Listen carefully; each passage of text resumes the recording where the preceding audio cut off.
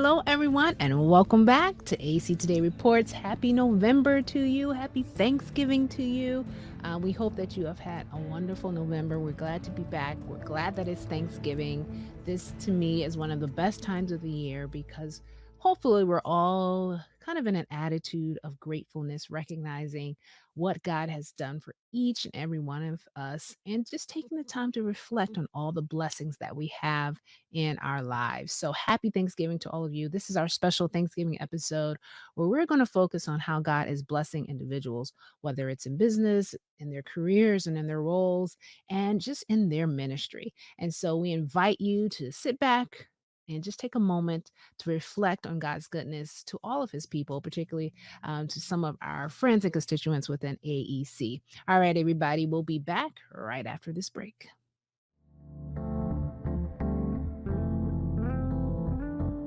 The Bible tells us in Psalms 100 and verse 4 that we are to enter into his courts with praise and give thanksgiving. We welcome the opportunity to sit around tables to enjoy family, food, and fun. But this year, we are grateful that God has spared our lives where we can come together. 1 Thessalonians 5:18 says, "In everything give thanks, for this is the will of God in Christ Jesus." And so, Allegheny East Conference family, I want to say to you and your families during the season of Thanksgiving, have a blessed Thanksgiving.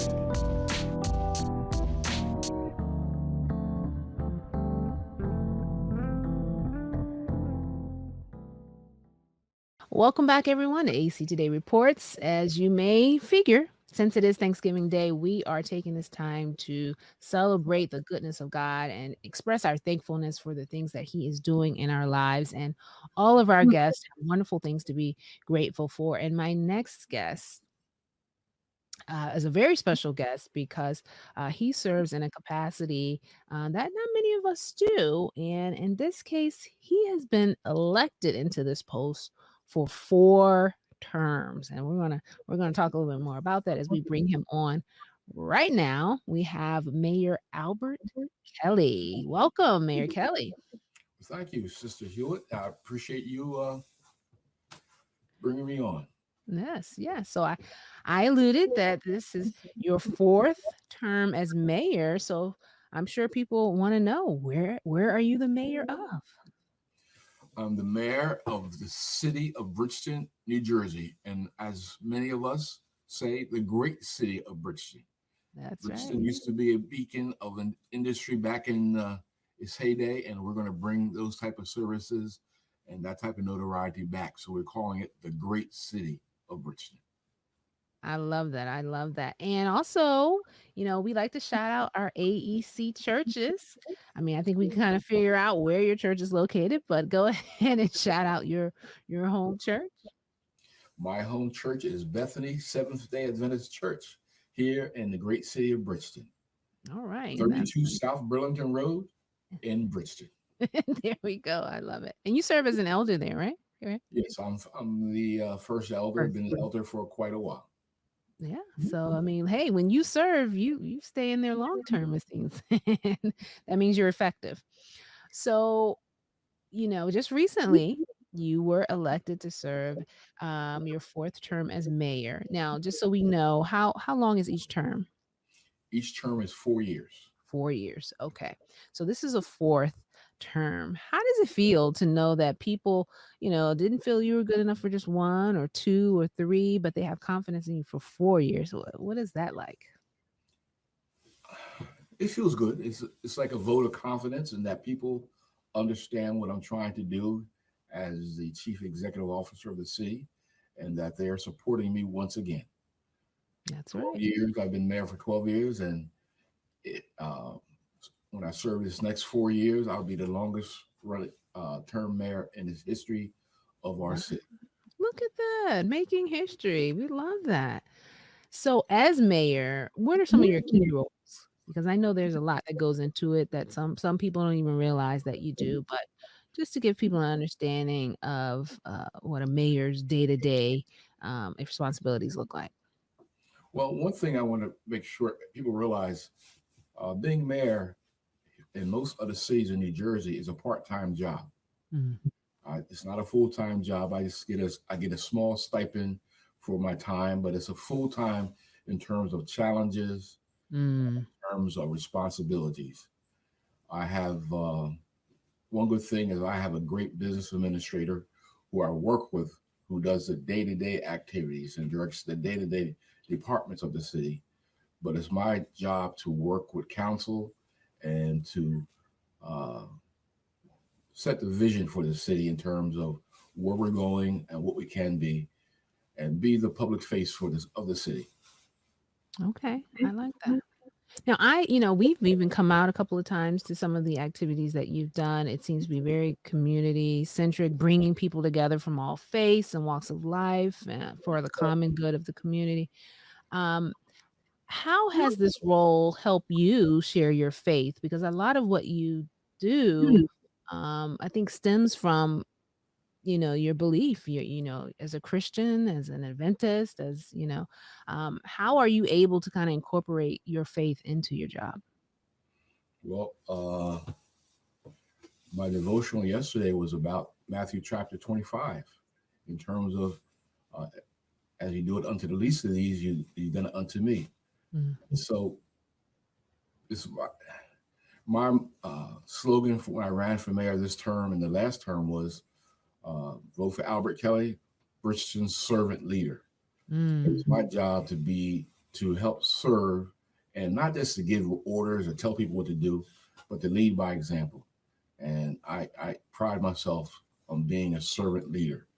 Uh, One of the great things of our Bethany Seventh Day Adventist Church is that been we had have a soup kitchen, Right. and we've been serving meals every Sunday for 16 years. Woo. Even That's through the pandemic, we've changed from sit down meals to now we do a grab and go hot meal.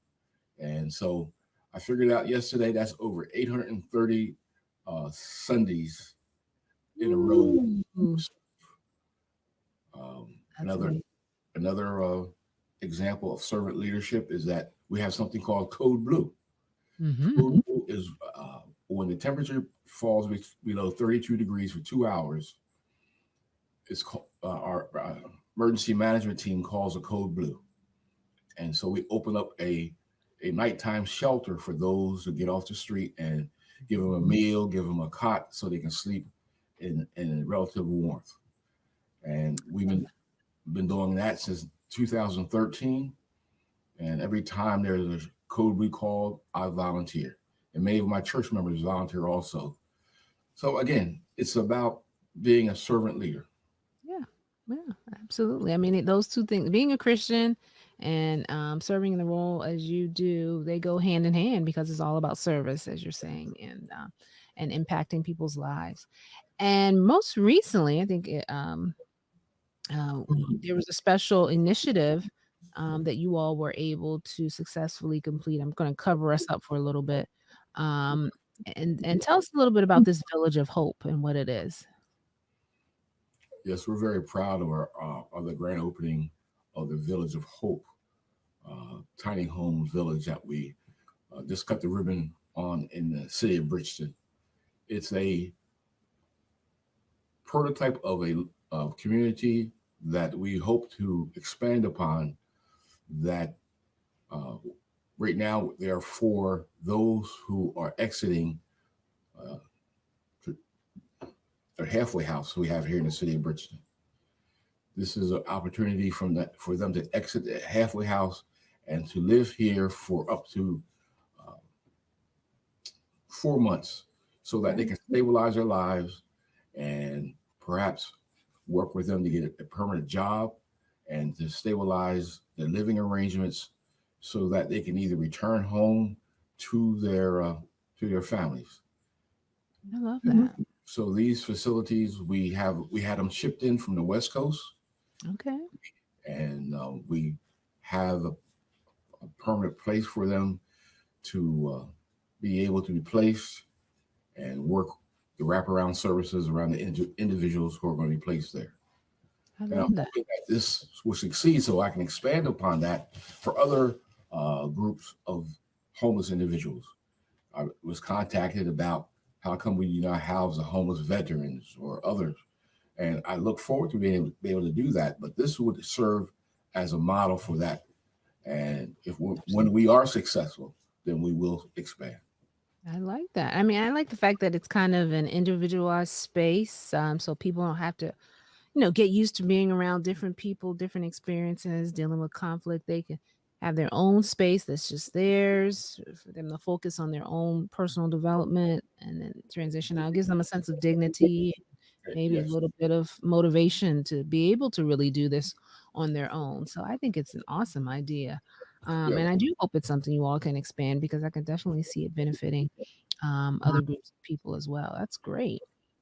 And Um, I, each unit has its own air conditioning, heating unit, refrigeration unit. And so it's going to be a home away from home. But right. Yeah. I mean, this, I we have really a love separate unit for we have a separate unit for showers and bathroom, a separate unit as a for a kitchen and that. dining hall.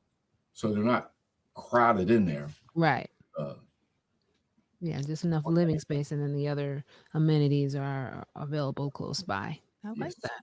Awesome.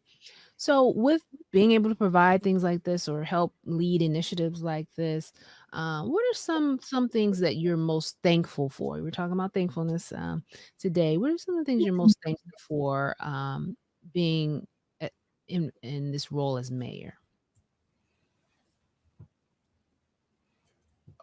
Being able to demonstrate my faith.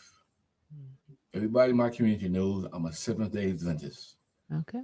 and being able to share my faith with my community on the initiatives that we are initiating here in our great city, so that they can see Christ is working in my life. Mm, And so I'm thankful for that. I'm thankful for the people I work with.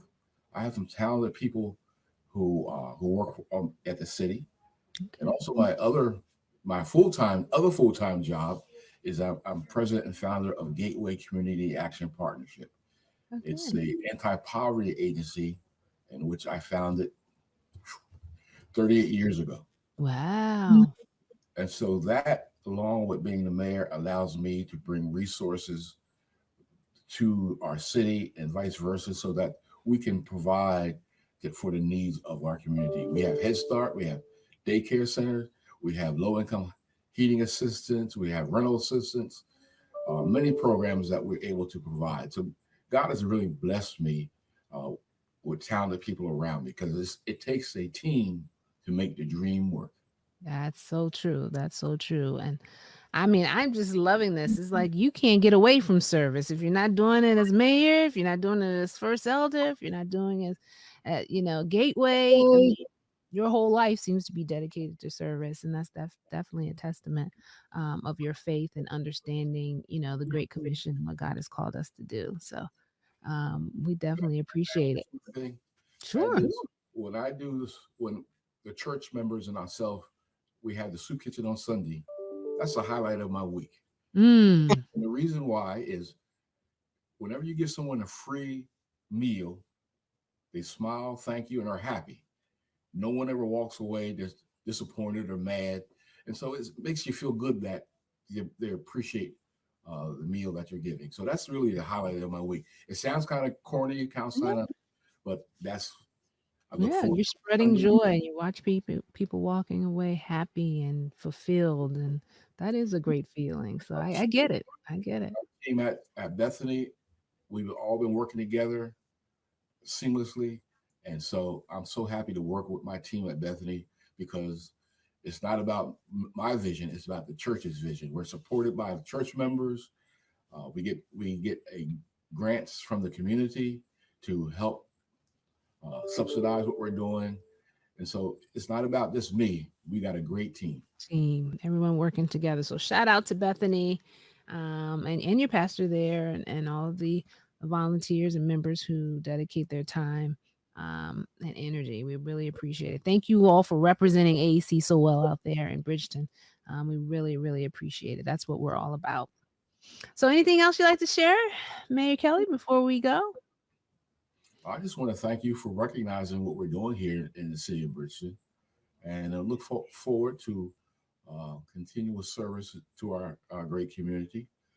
And if anyone in your viewing audience would like to know more about our tiny homes and how they can do something like that in their community, I'll be happy to share that information, because this is the number one need in New Jersey is housing, Housing. and Wow. just Okay. contribute some way to help get people off the streets into something that is livable. Everyone is needs a place to live.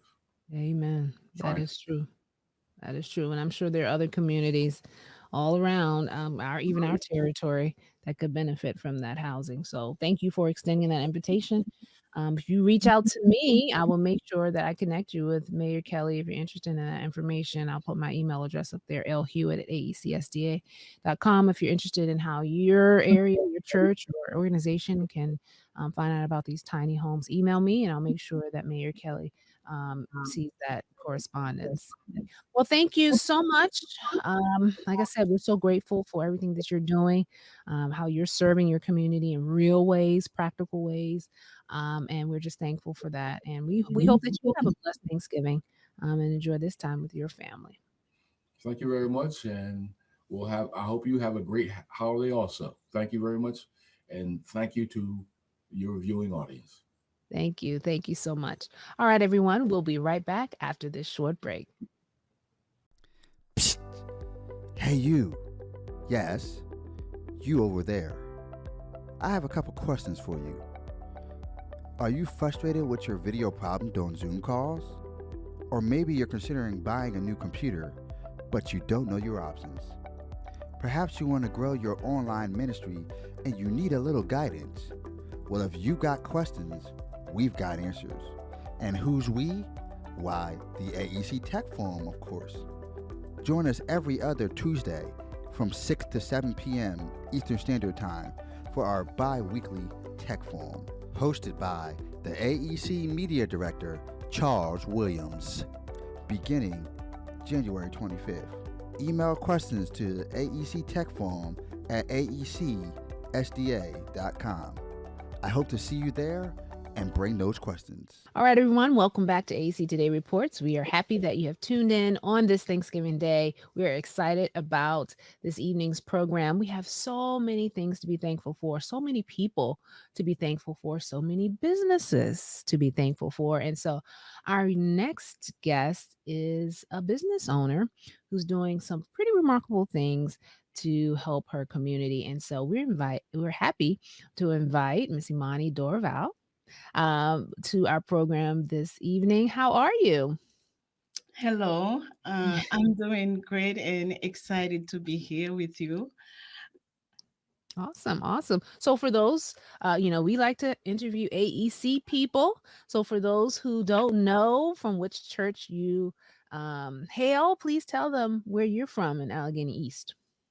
Yes, my name is Imani Doival. I am the wife of our dear Pastor Joseph Dave Doival. He's in charge of the Haitian church district in Delaware, That's right. and that has three churches, Ebenezer, Mitzpah, and Shekina. Okay, awesome. Three Yes, churches. yes. That's a real district. Okay. That's great. Gives you opportunity to interact with three congregations. That's awesome. That's awesome. And so I kind of alluded to the fact that you own a business. So we're going to start off first of all by kind of sharing what inspired you to even s- think about starting a business. Oh boy. Let's travel back in time. In 2013, I had the privilege to go on a medical mission trip in Ghana, West Africa. Okay. Um, at that time, I was living in Northern California, Okay. having a stable life, Mhm. having a great job, but it was always a passion to serve in that capacity. And when I was in Ghana, and it reminded me back of home, Haiti. Um, Okay. and we were seeing about 100 people a day. Um, this is true disparity. Mm. One physician at that time, I was a um, cardiac critical care nurse, Okay. um, and it was so bad. I said to myself, I must be able to do more. Mm. What I was at that capacity, what I was serving, uh, pretty much education, pass some medication, but Mm. there was one physician. There were four of us, and we were seeing over 100 people, Wow. and the disparity was so great that I said to myself, "This is just like home." Mm. And if there could be a solution, I want to be part of the solution. So that was the catalyst that pretty much provoked me to go back to school, Okay. study family medicine. Um, and then right after I graduated, I was offered a position as a bilingual provider from California to come work in rural Maryland, in Federalsburg, Maryland. So Oh, the that's West Coast to the East Coast. Okay. yeah, that's how it started. Coming here as a bilingual provider. Um, they have a large Haitian community in the Hmm. Eastern Shore, and again, it's rural Maryland. Again, they have disparity. Mm. It's kind of reminded me um, when I made that commitment to go back to school. I didn't think it was going to be so quick to come and move, leave Right. California to come to a rural area to work as a provider. Uh, so working there, pretty much, the community was extremely excited. Mm. Finally, they have a provider they can talk to in their Right. own language, explain things. Um, the upper management in that organization was planning how to expand because there was a flock of Haitian coming to the practice. The word spread that there was a bilingual provider Hmm. in that clinic, but the auxiliary staff were not that happy. And I Oh, was hearing comments like, oh, we are bombarded by Haitians. And there was wow. one particular situation. There was a pregnant woman, 8 months pregnant, seeking some help. She came with a visa and didn't have uh, prenatal care for over a month. And Mm. as she heard about us, she came asking for me personally, and she was turned away. She was What? turned away, and they said to her, I was not seeing pregnant women. So I don't know how Mm. she find my cell phone, and Mm. when I was in between seeing patient, I received a text that said, there's a pregnant woman who's desperately need to talk to you. She's due in a month, and she doesn't have any care. She doesn't have a doctor. She wanted to see if I could help her.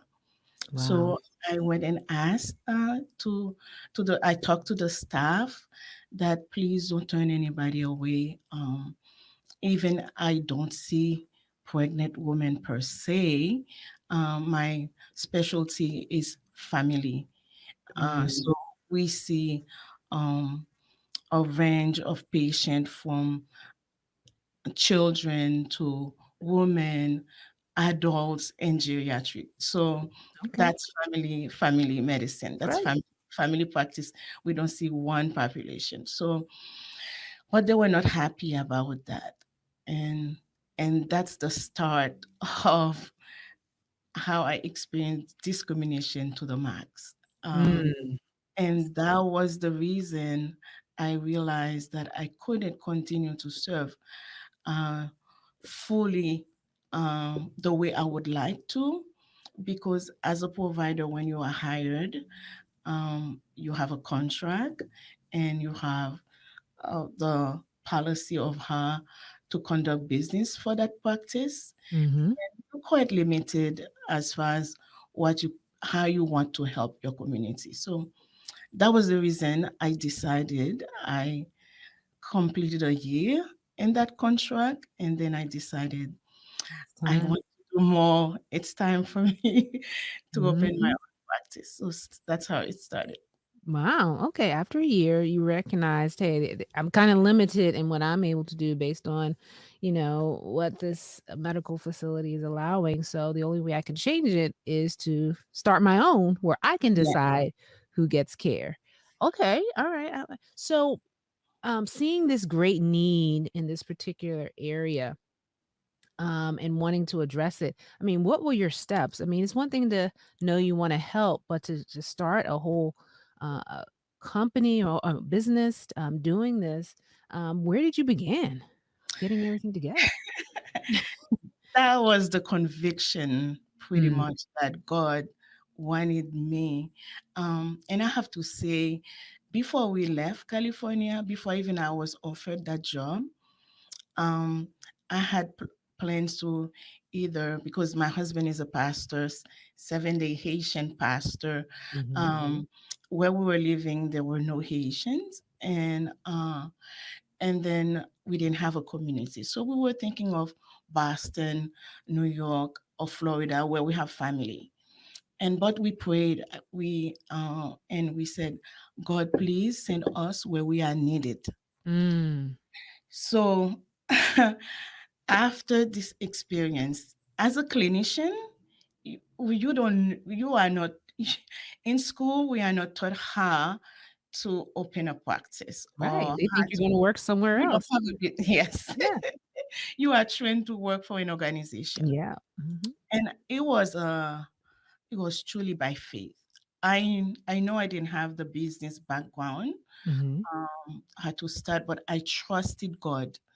I said, God, if you truly want me to serve to my full capacity, please help me do this. Mm. So that's how I did some research. Okay. All right. And Mhm. then I studied. First, I had to find a place. Surprisingly, there was a physician who was retiring in Seaford, Delaware. Okay. Where actually that's where we were living at that time.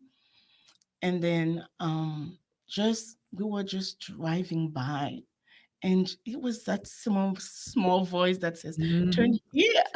Yeah. That's And it. then we turned and we saw a sign for this medical unit that was for sale. And we drove to the unit, and the physician was there. And he said, "Yes, I'm moving to Florida. I have my family. My son is living there, ready to, to play grandpa." And he's selling the unit. And what was so amazing, he ended up leaving almost half of everything he had for us. Wow. So there's a lot of We equipment you didn't have purchased, to buy. Wow. yes, yes. God. That Hmm. was again another confirmation. God was leading the way. Yeah. Um, it's a beautiful unit. And until now, I am so grateful that we were able to start how we started, um, with everything that was given to us, just by purchasing that unit. Wow. Yes. Okay. So from the time you decided, I want to do this, how much time passed between when you had your grand opening? In other Four words, how months. long did it take you to, 4 4 months. 4 months? From, Wow. from July, yes, from Okay. July 2019, we had our grand opening December. That's the first practice in Okay. Seaford. December 9th, 2019. In 4 months. Yes. Wow. That's remarkable. I mean, I don't know a lot about starting, I practice. don't want to take any credit. God did it. Yeah. Yes. Wow. Look at And that. Natasha, God did it. When I said Wow. God did it, He did it. With no business experience, it takes so many steps, Yeah. to be Yeah. credentialed as a family uh, practice and to find staff, to advertise, and then 3 months later there was COVID. Wow, Months that's right. after It's we decent. opened, we had to close for 4 months. And this is where I'm telling you, I said to people because they don't understand, they always say, we have a business, we have a ministry. And Mm. God kept us. Um, Yeah. During COVID, we didn't have a large established patient panel that we can continue to do telehealth, uh, Right, right, do telemedicine. So we pretty much, my husband and I, he's when he came, he was uh, a pastor, right. help throughout the Haitian ministerium, and but myself as a new solo provider, without we just open, I had to make the sacrifice to work without pay for 2 years to keep the practice. Mm. Gotcha. I That's understand. how I said God kept us. Yeah. Yeah, I continue to serve, and there was a lot of resistance again, immunization, vaccination against, with COVID, and continue to educate the community. We had, through Zoom, I was able to Mhm. reach not only the Adventist community, the other denomination. I provided health seminars, even during the after the Sunday service, keep them informed. So yes, Wow, that's he kept amazing. us. Yes. So So go mhm. ahead. I'm sorry, I didn't want to interrupt you. Go ahead. Yo, no, it's okay. And yes, so for 2 years, both my husband and I continue to work without a paycheck. Wow. And he took care of us. And Amen. instead of closing, we expanded. You So that's how, expanded. yes, that's how faithful he is. Yes. Yes, so you have 2 locations. So you have the one in Delaware and then one in Maryland, correct? Yes, actually, the second location was actually in Takoma Park, uh, uh, Okay. right across the university. Oh, okay. Uh, From we YU? opened, yes, Mhm. because the reason I was living in Seaford, my daughter is in the autism spectrum. So Okay. not only I was serving in a community where there is health disparity, I experienced it personally. I Mhm. couldn't find the special care that she needs, therapy. It was very hard to find. So we moved to Silver Spring. That was 2020. And again, wanted to continue doing what I'm doing. We opened the second practice, but that was in Montgomery County. But it was close. It was very hard. And I continued to commute from Silver Spring to come see my patient in Seaford, driving 4 hours a day. Ooh, So wow. and after a year, it was we were exhausted. Then it was on that time he received his official letter to become an associate pastor in that district. So again, Yeah. it was clear we had to come back. The exhaustion and plus from his ministry, we had to come back. So we Right. came back and opened our Salisbury practice. So Okay. the the information I shared with you regarding that practice, so that's our third practice in Salisbury, Maryland. Oh, Yeah. wait, okay, so there's 3.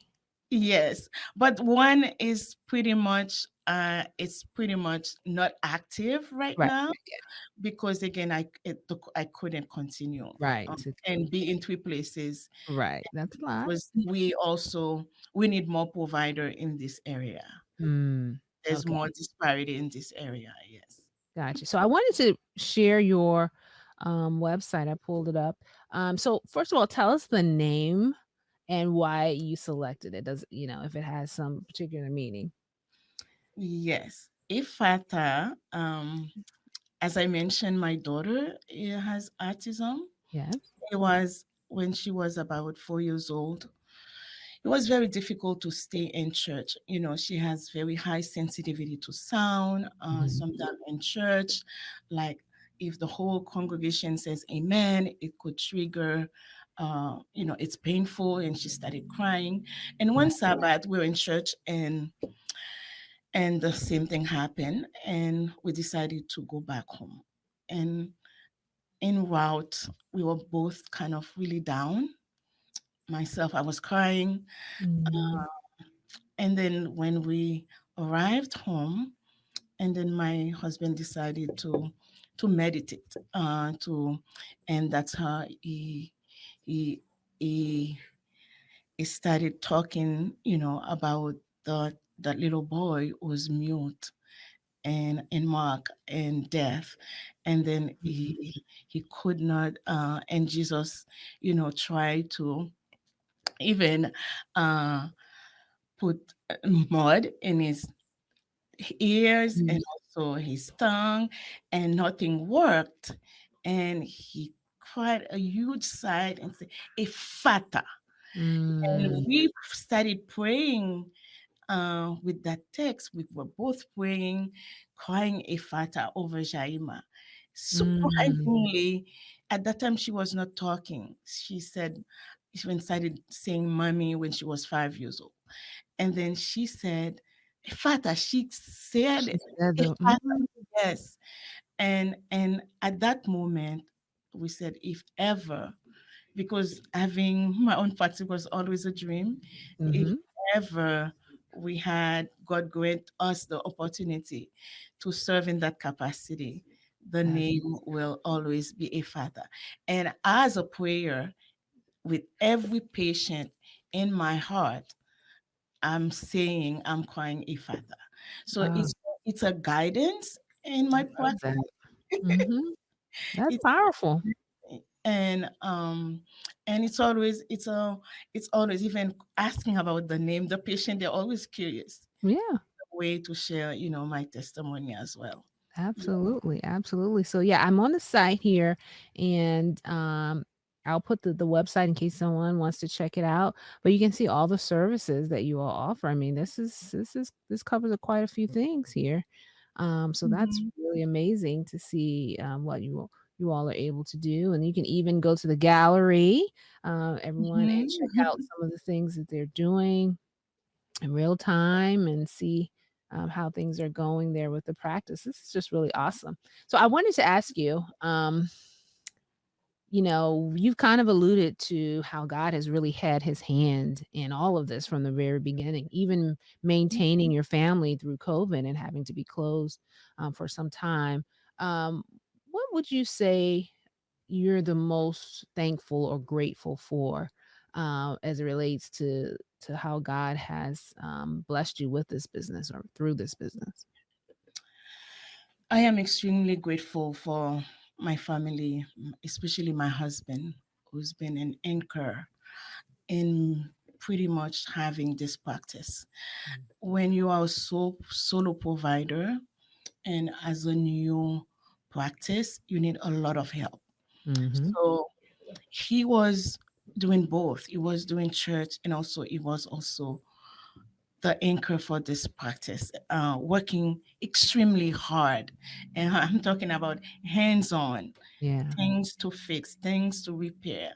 So, and kept the practice in impeccable condition, great condition. And so I'm grateful for him and his commitment to Mhm. to not only be a preacher, but also a man who believe that it's more powerful when we preach by action. Yes. So Amen. God gave us two platforms to serve, and this is another way He's serving, just supporting uh, the organization. And I am grateful um, to be here in a community where not only the Haitian community, but Right. also disparity throughout different ethnic groups. And God gave me the opportunity to serve the veteran. Um, Nice. yes. and also the Hispanic community, and also to continue to be an example. I am grateful for other Haitian uh, young women, Yes. and also Black people in general. But Yeah. there's something called cultural sensitive care and also Mhm. health proximity. It's hard to relate to someone, and to a level where you cannot understand where they're coming from. Right. So God really gave me this opportunity. So I am grateful for that. And I'm Amen. Amen. grateful for my church community. Um, Ebenezer, Mitzvah, Shekinah, all the members who have been very supportive, and they're always present. And when we're having the grand opening, they're always there, not only That's present, but they hands-on helping prepare things. I am grateful for every member who's been not only trusted me with their care, but also uh, share the news with other people within the yes. community. Absolutely, absolutely. That's wonderful. I mean, obviously, we see within your story so many things to be grateful for, and we're happy that you were able to share that with us. And I wanted to put the website there again. If how do you say it? Again? Ephatha. I Father, always feel like there's more yes. syllables than what I'm saying. Medical.com. So please check it out, and if you're in the area of either of the locations, or you know someone who is, make sure they check it out. Because one, we like to support our businesses with an Allegheny East conference, but hearing the backstory on the name alone is enough to know that this is a special kind of care that individuals will get, and so we want to definitely encourage people to stop by. So we just want to thank you for your vision and being obedient to what God placed on your heart, and really just being his hands and feet as you minister to each and every one of your patients, as well as your staff.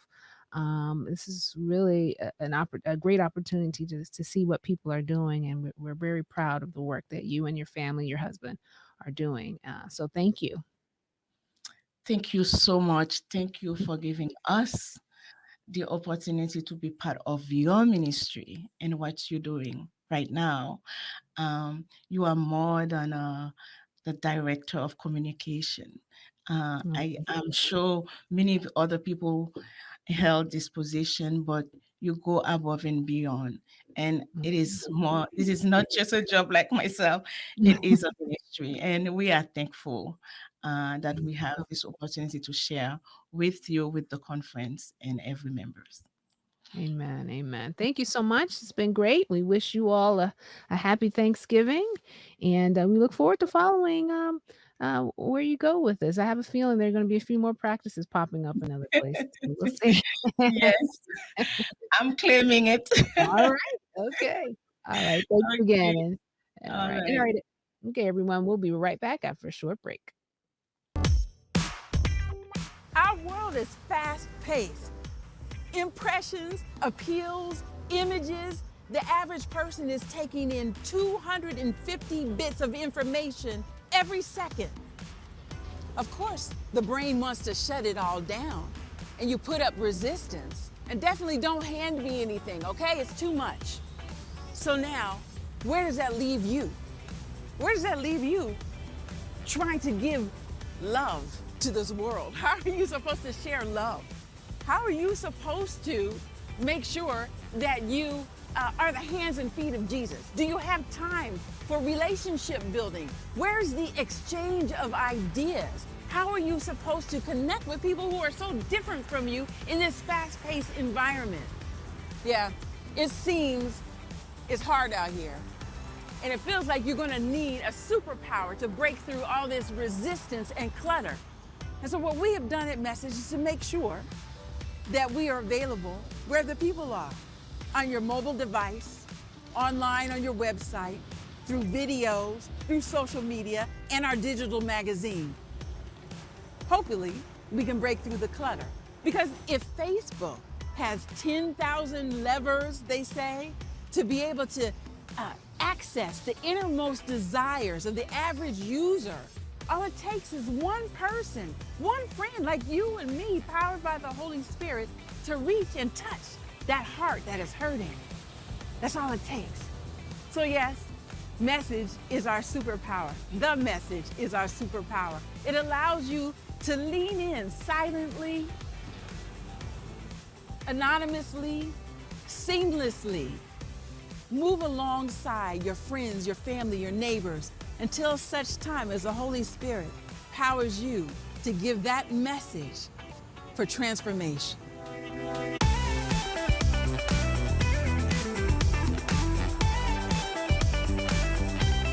All right, everyone, welcome back to AC Today Reports and our special Thanksgiving episode. As you can see, we have so much to be thankful for, and we're not done yet. We have another special guest who's going to share some interesting things that they've been doing at their church. And without further ado, let's bring on our next guest, Pastor Jamon Johnson. How are you? Doing pretty good. How are you? Awesome, awesome. We thank you for joining us. And for those who don't know, where you serve currently, will you please shout out your church? Yes, I'm at the great Southwest Philadelphia, but we call ourselves SWP. And so that's what we're known by. So I got to give a shout out to what I feel is one of the best church in AEC. Yes, Southwest. I love it. Pastor Blackwell there with all his energy. He's still dancing during songs. Still dancing, still Okay. singing. That's good. I don't That's, know how he has the energy at his age, but he I does. know. I really look forward to having that energy. Don't we all? Don't we all? Well, that's awesome. So I know that you primarily serve. Are you really considered the youth pastor, or is that just kind of the arm? Yes, so I was, asked to serve as like the associate pastor. So I actually oversee both youth, Okay. young adult, and children's ministry. Oh So I wow. have like all three. that I Oh oversee. yeah. And I have to say, particularly during the pandemic and even post-pandemic now, that's kind of been one of the most challenging ministries. And so, how have you been faring? Like, how have you been keeping it afloat there? To be honest, I think we took a hit like everyone else. There were moments where, I honestly wanted to quit. Mhm. There was moments where I wanted to give up because it wasn't getting support. People wasn't showing up.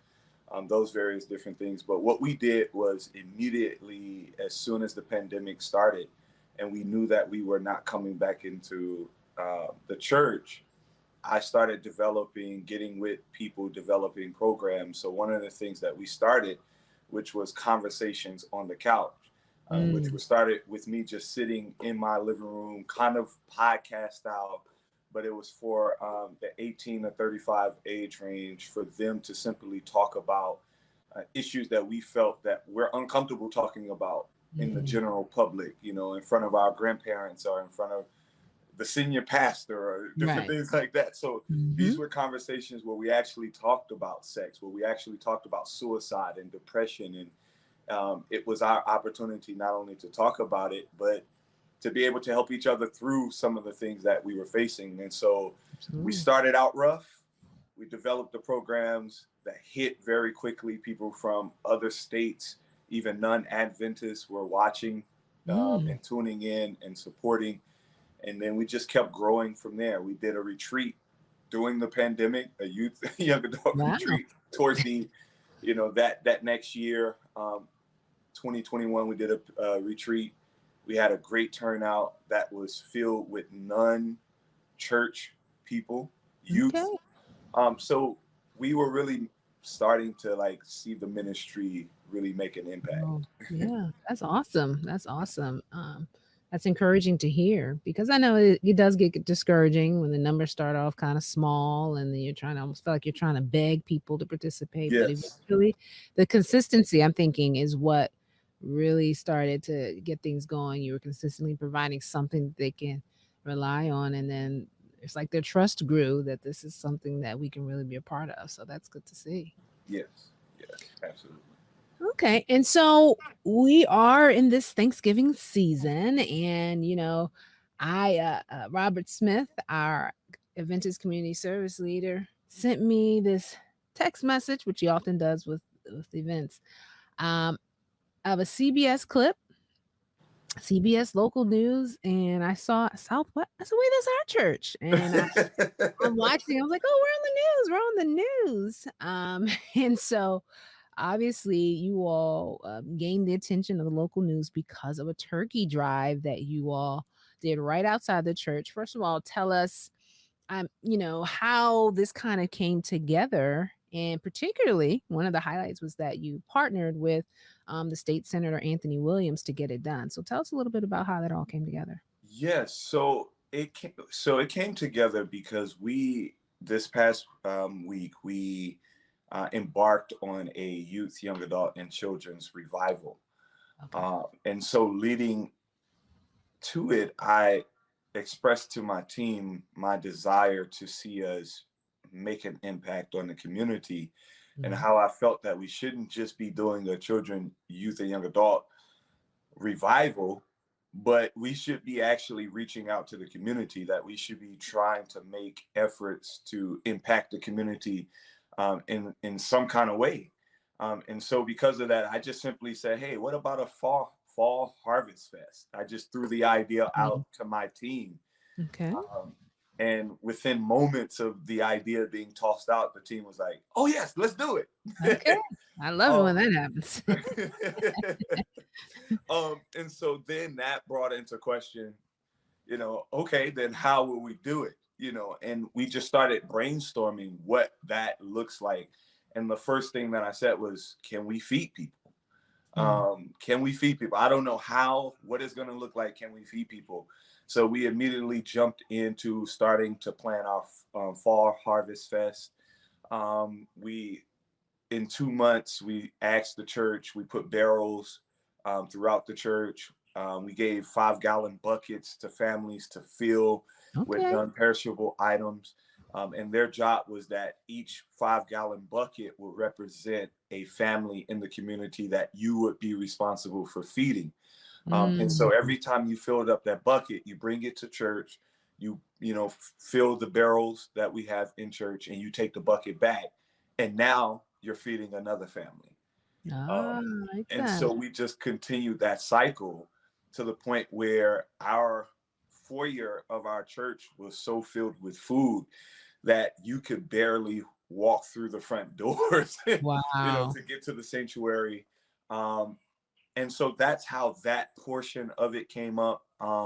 And the partnership with the turkeys just simply came through a relationship that was already existing with our current state senator Anthony Williams.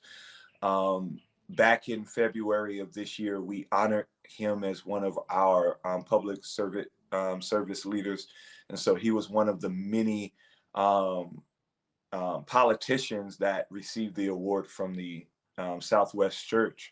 And so, because of that, I was able to establish a relationship with his chief Awesome. of staff and he as well. And I just mentioned it to the chief of staff that we were doing a fall harvest fest, and that we had a desire to serve the community. And I just low key kind of just threw the idea out of, hey, we want to give out turkeys, because I knew he had turkeys, Right, right. Yeah. um, and he simply said, hey, man, let's partner together. And he did, and they were able to provide us with 150 turkeys. The church provided turkeys as well. So we actually ended up servicing the community. I think we gave 220 turkeys Wow. for free to the community. So that partnership just really came from an established relationship. Hmm. I hope people are taking note of that, because we've talked about that often on the show in terms of building relationships with your local leaders and other organizations. Not simply for the purpose of when you need something, they're there, but it helps. It makes it Yes. easier when there is a time of need, if the relationship is being built off of just a sincere relationship and not because you're using them because of their position. So that's great to hear. Yes. And Now, luckily, the church had afforded me that opportunity to be able to do that. mm-hmm. To be able to invite these individuals in, whether they're city council or senators or state reps, they have allowed me that opportunity to be able to do that with me, also just allowing them to understand that this isn't like to grow my contact list or Right. so that we can always ask for something, but so that we establish a relationship. They know that we're here, that we're Right. serious about doing the work. So we don't even have to ask for help, because as soon as they want to give out turkeys, the first thing that they want to Help do you is do call it. Southwest, Yeah. Yeah. So Makes sense. Makes yeah. sense. Now I know you guys, in addition to the 220 turkeys and the, perishable goods that you all were offering, there were some other items you were giving out as well. What else was available to those who stopped by? Yeah, so addition to the turkeys, and I must say that these were not small turkeys. These were like 21-pound turkeys. So these were large turkeys that Mhm. we were able to give out.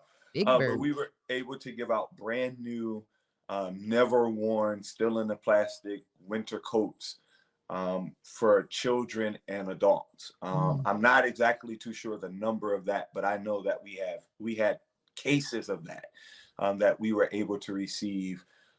We also provided the community. We had a spotlight on small Christian Black business owners. So a lot of our members who own their own businesses, whether cupcakes or Mm. bonnets or different things like that, we were able to put a spotlight on them. So they had their tents up. They were selling their items. So bringing attention to the fact that we have small Black Christian business owners, not just within our Mhm. church, but also within our community.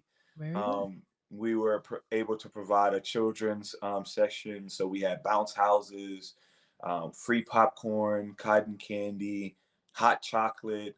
Okay. And then we also provided all of the Thanksgiving fixings. So not only did you get a turkey, but you were able to walk away with bags and buckets full of cornbread and All right now.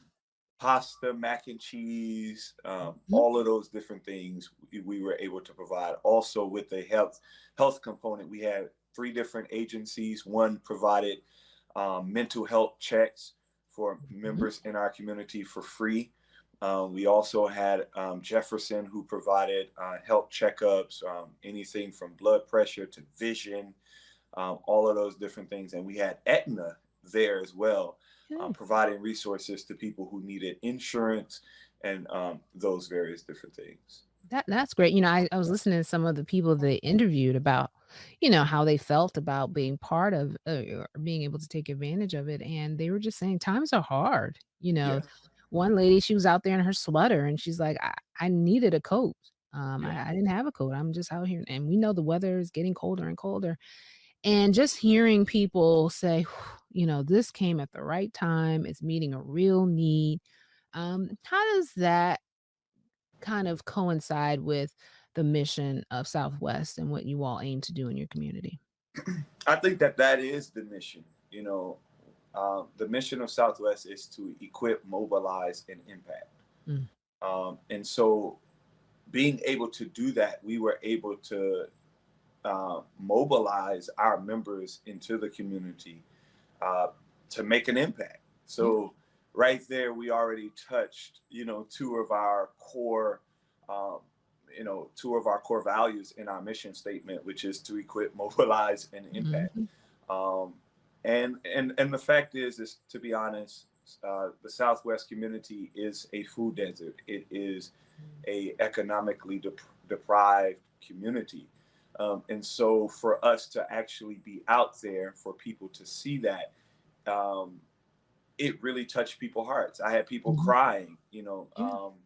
when the cameras were off, they were crying, they were Mhm. hugging me and hugging the team and hugging other individuals, because again, they understood that you guys didn't have to do this, but you did it for us. And we perhaps would not have had a Thanksgiving meal if it wasn't for the church of, Southwest. Yeah, that is impactful. I mean, that's really why we should be there. And it's great to know that your church is known for giving back as opposed to just being a church on the corner. I mean, Yeah. that makes a big difference. And I know this is not, I mean, Southwest is always um, holding things for the community. I mean, that's just part of what the community has come to expect. So I'm glad to see that you guys are keeping up with that tradition of finding ways to give out in multiple ways. This was like a one-stop shop. You could check your health, get You some can do, you food. can literally do Oh, everything. yeah. This was like the Walmart of ministry right here. Yeah, if that didn't work for you, we were able to provide, I mean, from health to fun for the family to, Mhm. you know, you can get snacks. You could, Yeah, it was just something for everything that everybody. you could possibly want. We pretty much had it. Yeah, you really did. I mean, I was like, okay, because sometimes it's about giving out that meal. When the meal is done, it's over. But no, you guys set even more to offer the community. So that's really awesome, really Yeah. awesome. And so anything, what do you guys have planned up next? Playing next. I know you guys always have something brewing. Well, I think, the thing is we're going to continue the efforts into December. Christmas is coming Mm, up. yep. So the goal that I set before the church yesterday was we gave out 220 turkeys for Thanksgiving. Our goal is now to do 400 for All right. Christmas. That's right. Let's Um, double it. Mhm. our concern is not really how we're going to make that possible, because we believe that with God it's going to be possible. Mhm. All we have to do is just be willing to do the work. So that's one of the major projects that we have coming up. We're just going to continue our food drive into the Christmas holiday season. We're Okay. going to ramp up our clothing drive as well. We're also currently building a partnership with other local agencies. So hopefully during Christmas, we'll be able to not only provide coats and food, but we'll be able to provide people with some of the heating assistance that is needed. And also single moms, we'll be Mm. able to provide them with diapers and those various different things. Awesome, awesome. All of that is wonderful and great. And exactly what this season is all about. And we know that it doesn't just stop at Thanksgiving and Christmas, that this is something you guys are committed to year round. And so we just want to applaud you and Pastor Blackwell and the rest of the team there at Southwest for your dedication to serving your community. Thank you so much for representing Allegheny East in your territory. We really, really appreciate everything you guys are doing. No, thank you all so much for the spotlight. We really appreciate it. Awesome, awesome. Thanks again, Pastor Johnson, and enjoy your Thanksgiving. Thank you, and you do the same as well. Thanks, thanks. All right, everybody, we'll be right back after another short break. ¿Qué color? Perfecto, mijo. Gracias. Thank you. What's wrong, mijo?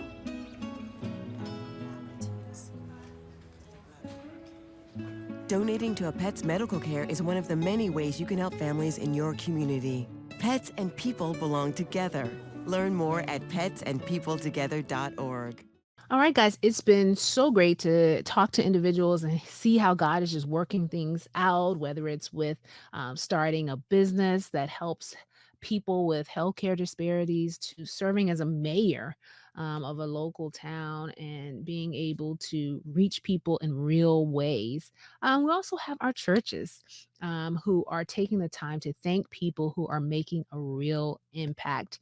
And one of our churches in Philadelphia, our Ebenezer Church, held a special day on Veterans Day weekend to celebrate some wonderful people and their contributions to their community and to our church. Let's hear about that. Under the leadership of Pastor Michael Dyson, our Ebenezer Church in Philadelphia, Pennsylvania, hosted a special Christian service Sabbath to honor veterans as well as those who have served our conference. Pastor Dyson, a former Marine himself, shared with congregants the purpose of the special day. We are here today to recognize those who are willing to do service for the Lord. One of the things that you know is that the next day out of worship, everybody, if If you haven't received this, the very next thing out of worship is service. Amen. Somebody said it. You cannot worship God and not be compelled to do service. During the service, they read the names of individuals who have served in various branches and also called any veterans present to come forward to the front of the church. Once there, they were presented with a special pin to honor their years of dedication and service. Some even were able to share their branch of service and how many years they served. Special recognition was also given to a World War II veteran who had served from 1941 to 1946. He was even the recipient of a bronze medal. Then the honor shifted to servants within our very own conference. The first was our former health director, Leah Scott, along with her husband, Kenny. She was recognized for her 19 years of service to the conference. We wanted to recognize you today as a church, not just for the fact that you both became Adventists. We want to recognize you because you understood the importance of the individual taking care of their health needs. And for that reason, Elder Pondexter has a plaque here he's going to read to you. With a sincere appreciation presented to Leah Scott as you retire, thank you for your support of the Ebenezer Seventh-day Adventist Church, Philadelphia, during this time as a health ministry leader. Allegheny East Conference, November the 12th, 2022.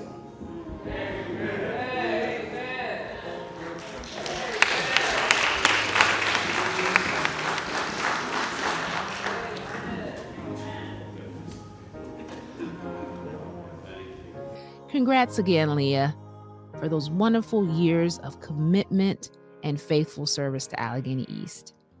Next up was Elder Pete Palmer and his wife, Dahlia. I've known and watched them. I know that she prays over her husband. She shares that with all the wives. I know that the leadership that he's demonstrated goes way beyond that event. That just will happen to be on your record. But I love the grace and the dignity that they have. Elder Palmer expressed appreciation for the honor received. Thank you so much, Pastor Dyson. Thank you so much, First Lady. Sister Elaine, thank you. It has truly been a pleasure and an honor to serve this great conference. My wife and I have been in this conference since we got married, and we actually met. We're not gonna say how many years ago. Come on, say amen. But we met at Washington Adventist University. It was called Columbia Union College at the time, and we've been here. But my history goes back. I came to this conference when I was a 10-month-old baby, and many of you know that my parents served in this conference. My father was the principal of Larchwood, and this has just been. This is a labor of love for us to serve this great conference and to serve the membership of this great conference. You are the conference. When we say we serve the conference, we mean we served you. Sister Palmer also offered her own thanks. I just thank God. It was actually a privilege to be of service in this conference. And prior to that, being a pastor's wife has been a privilege. Service is a privilege. And we don't serve alone. Like my husband said, it's you that we serve. And you all have served us very well, too.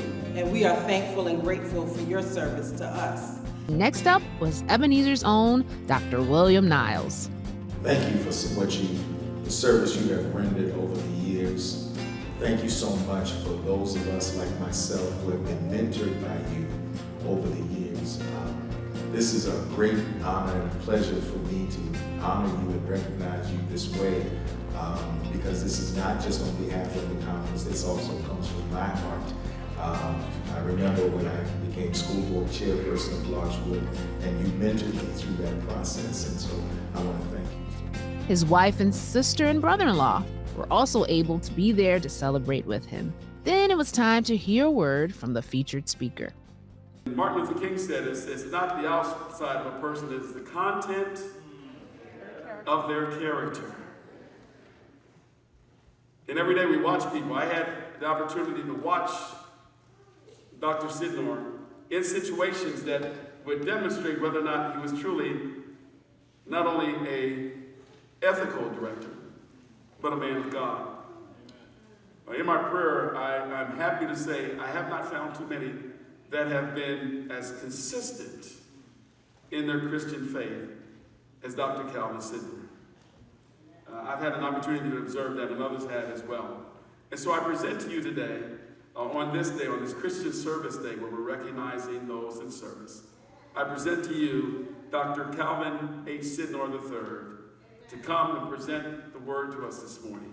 But while we are busy here and there, the peace of God can slip out of our lives. While we are busy here and there, the church is neglected. Busy here and there, we can lose a sense of God in our lives.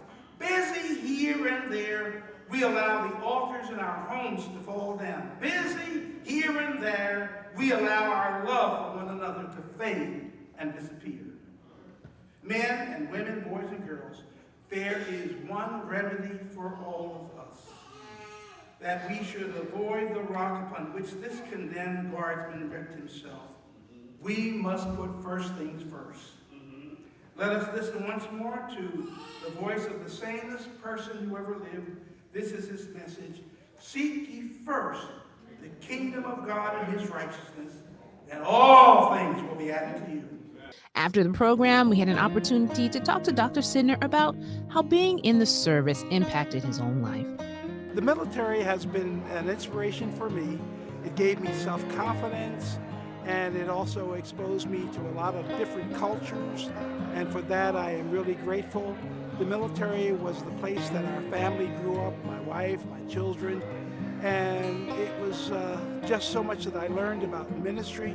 I learned about working with people, and then it also gave me a deep love for our nation. In spite of all of things that might be going on in our nation, I love the United States of America.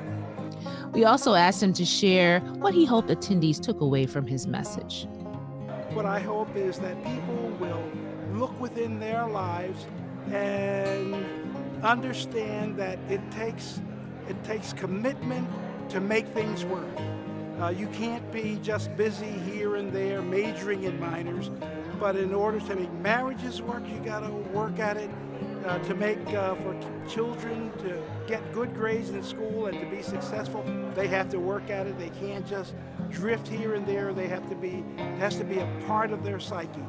And so I think that some of our churches are not as effective as they should be because we have maybe too many people who are busy here and there and not taking stock of what they need to do in terms of how they can help the church, how they can help people in the church, how they can help young people in the church, and how they can enhance people's spiritual lives. Thank you and God bless.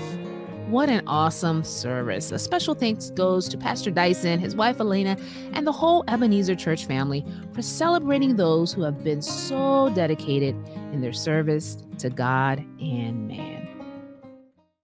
All right, everyone, that wraps up our Thanksgiving episode. I hope that through the course of it, you thought of some things that you're thankful for and reflected on some of the ways God has been good to you. Also, if you haven't watched it, make sure you go back and check out our Upset episode where we're talking about gratitude and the importance of making that a daily part of our lives, a lifestyle even. Check that out on our YouTube or on our Facebook channel. We definitely appreciate you tuning in this Thursday. We look forward to seeing you again in December, but until then, everyone, please remember to be grateful, to give thanks for all that God has done. Enjoy this Thanksgiving with your family and your loved ones. We'll see you next month.